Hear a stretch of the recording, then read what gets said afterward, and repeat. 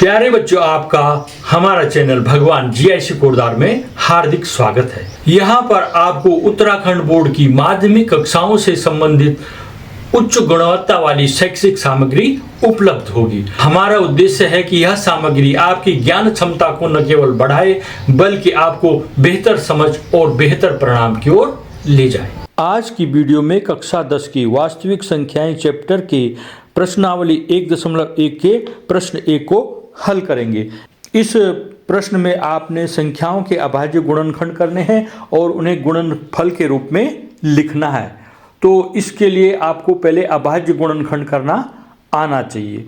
अभाज्य गुणनखंड क्या हुआ, उससे पहले आपको अभाज्य संख्याओं की जानकारी होनी चाहिए। जैसे 2, 3, 5, 7 ये सब अभाज्य संख्याएं हैं। जिस संख्या में स्वयं तथा एक के अतिरिक्त किसी का भाग न जाए वह अभाज्य संख्याएं होती। 2, 3, 5, 7 अभाज्य संख्याएं हैं। इन अभाज्य संख्याओं में से किसी एक संख्या का संख्या में भाग देना है। जैसे यहाँ पर हमने 500 के अभाज्य गुणनखंड करने हैं तो 500 के इकाई के अंक में 0 है, अतः इसमें 2 का पूरा भाग जाएगा। कैसे? जिस संख्या के इकाई के अंक में 0, 2, 4, 6, 8 हो उसमें 2 का पूरा भाग चला जाएगा, अतः 500 में 2 का पूरा भाग चला जाता है। तो आपने अब 2 का भाग देना है, तो 2 दूना 4 हो गया, 5 में से 4 घटा के 1 हो गया, 0 उतारेंगे 10 हो गया, 2 पंजे 10, और फिर ये 0 हो गया, 0 उतारेंगे, लब्धि में भी 0 रख दो तो 250 हो जाता है। तो 500 का आया 250। स्टेप 2 में उस संख्या से अभिष्ट संख्या में भाग देते हैं। भागफल को अभिष्ट संख्या के नीचे लिखते हैं। अभिष्ट संख्या माने जिसका हमने गुणनखंड निकालना है, तो 500 के नीचे 250 हमने लिख दिया है। स्टेप 3, यह प्रक्रिया तब तक करते हैं जब तक भागफल में अभाज्य संख्या न आए। अब ये 250 है, इसके इकाई अंक में 0 है, फिर इसमें भी 2 का भाग जाएगा। 2 एकम 2, 0 आ गया, फिर 5 उतारेंगे, 5, 2 दूना 4 हो गया, 5 में से 4 घटा के 1 आ गया, उतारेंगे 0, 10 हो जाएगा, और 2 पंजे 10, तो 125 आ गया। फिर 125 को लिखेंगे संख्या के नीचे। फिर 5 का भाग 125 में देंगे, 5 दूना 10, 12 में से 10 घटा के 2 आ गया, उतारा 5, 25 हो गया, 5 पंजे 25। इस 25 को भी फिर संख्या के नीचे लिखते जाएंगे। अब 5 का भाग फिर 25 में देंगे, 5 पंजे 25, और 5 अभाज्य संख्याएं आ गई है, अतः इसके आगे इसमें इसके भाग नहीं होंगे। तो अब हम क्या करेंगे, इसको इस तरह से अरेंज कर देंगे। इधर 500 के नीचे 250, उसके नीचे 125 और 25 और 5, इधर 2, 2, 5, 5, 5, इस तरह से हमने लिख दिया। अर्थात 2 का भाग 500 में देंगे 250 आएगा, 2 का भाग 250 में देंगे 125 आएगा, 5 का भाग 125 में देंगे 25 आएगा, 5 का भाग 25 में देंगे 5 आएगा, और 5 का भाग फिर 5 में दे दो 1 आ गया। 500 के अभाज्य गुणनखंड हो गए 2 गुणा 2 गुणा 5 गुणा 5 गुणा 5। ये हमने इसको अभाज्य गुणनखंडों के गुणनफल के रूप में लिख दिया। एक्सरसाइज 1.1 का प्रश्न 1 का एक खंड देखते हैं। 140 के अभाज्य गुणनखंड करो।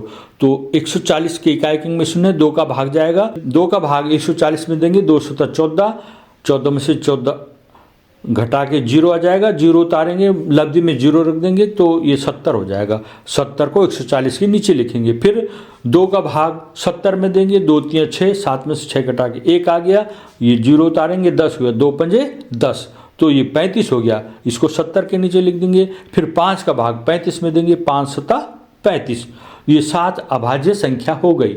अब इसके आगे इसके गुणनखंड नहीं होंगे, तो 140 के गुणनखंड हो गया 2 गुणा 2 गुणा 5 गुणा 7। प्रश्न संख्या 1 का सेकंड, 156 के अभाज्य गुणनखंड करो। 156, 2 का भाग देंगे 156 में, क्योंकि इसके इकाई अंक में 6, तो 2 सता 14 हो गया, यहाँ 1 बचेगा, 16 हो जाएगा, 2 8 16। फिर ये 78 हो गया, 2 का भाग 78 में देंगे, 2 3 6, 1 बचेगा, 8 18 हो गया, 2 9 18, ये 39 आएगा। फिर 3 का भाग 39 में 2, 3 कम 3 और 3 3 9, तो इसके 156 के अभाज्य गुणनखंड हो गया 2 गुणा 2 गुणा 3 गुणा 13। इसी तरह से प्रश्न संख्या 1 के थर्ड को देखते हैं। 3825 के अभाज्य गुणनखंड करो।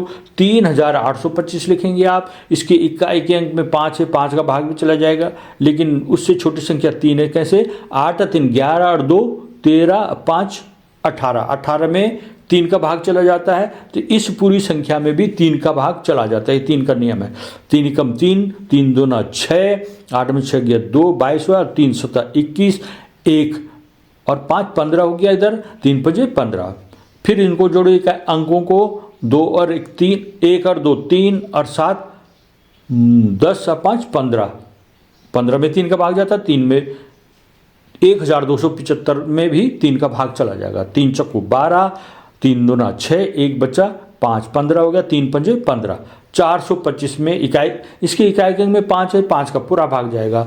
5 8 40, 2 शेष रहा, 5 उतारा 25 हो गया। 5 पंजे 25। अब फिर इस 85 में 5 का भाग दो, 5 कम 5 बचा 3 और ये उतारा 5 35 हुआ और 5 7 35। 3825 के गुणनखंड क्या होंगे? 3 गुणा 3 गुणा 5 गुणा 5 गुणा 17। अगले 2 खंड देखते हैं। प्रश्न 1 का फोर्थ। 5005 के अभाज्य गुणनखंड करो। 5005 लिखो। इसकी इकाई के में 5 है, 5 का पूरा भाग चला जाएगा। 5 कम 5 0 0 और 5 कम 5 1001 हो गया। इसमें फिर 7 का भाग जाएगा। 7 कम 7, 10 में से 7 गया 3, 30 हुआ। 7 चौको 28, 30 में से 28 गया 2 हुआ और 1 उतारेंगे 21 हो गया। 7 या 21। 143 में अब 11 का भाग जाएगा। 11 कम 11, 4 में से 1 गया 3, 3 3 33 हो गया और 11 3 33 उतारा 3 हो गया 33, 11 3 33। तो 5005 के गुणनखंड हो गए 5 गुणा 7 गुणा 11 गुणा 13। इस तरह से आपने करना। बहुत सरल सवाल है। प्रश्न 1 का 5वां। 7429 के अभाज्य गुणनखंड करो। इसमें अगर आप देखते जाओगे तो आपको बहुत टाइम लग जाएगा। तो ऐसे प्रश्नों का अभ्यास करोगे तो आपका समय की बचत होगी। नहीं तो आप देखेंगे 2 का भाग दूँ, 3 का, 5 का, 7 किसी का जाएगा, किसका जाएगा। तो इन सवालों का अभ्यास करना चाहिए। ऐसे सवालों का 17 का भाग जाता है इसमें डायरेक्ट। 17 चक्कू 68, ये है 74। 14 से 8 गया 6, उतारा 2 62 हुआ। 17 3 51, तो 2 में से 1 गया 1 और 6 में से 5 गया 11 हो गया और उतारा 9 119 हो गया। 17 7 119, तो पूरा भाग चला गया। अब ये जो 437 है इसका 19 का भाग जाएगा। इसमें 19 दूना 38 और 43 में से 38 घटाएंगे, 13 में से 8 घटाएंगे 5, उतारा 7, 5 और 7 57, तो 19 दिया 57, 23 हो गया। 23 से कम 23, तो 7429 के गुणनखंड हो गए 3 गुणा 3 गुणा 5 गुणा गया 5 गुणा गया 17। इस तरह से प्रश्नावली 1.1 का 1 का पूरा सवाल हल हो गया। वीडियो देखने के लिए आपका तहे दिल से धन्यवाद। अगर आपको ये वीडियो पसंद आई हो तो इसे लाइक करें, इस वीडियो पर कमेंट करें और इस वीडियो को अपने दोस्तों और क्लासमेट्स के साथ अवश्य शेयर कीजिएगा। धन्यवाद।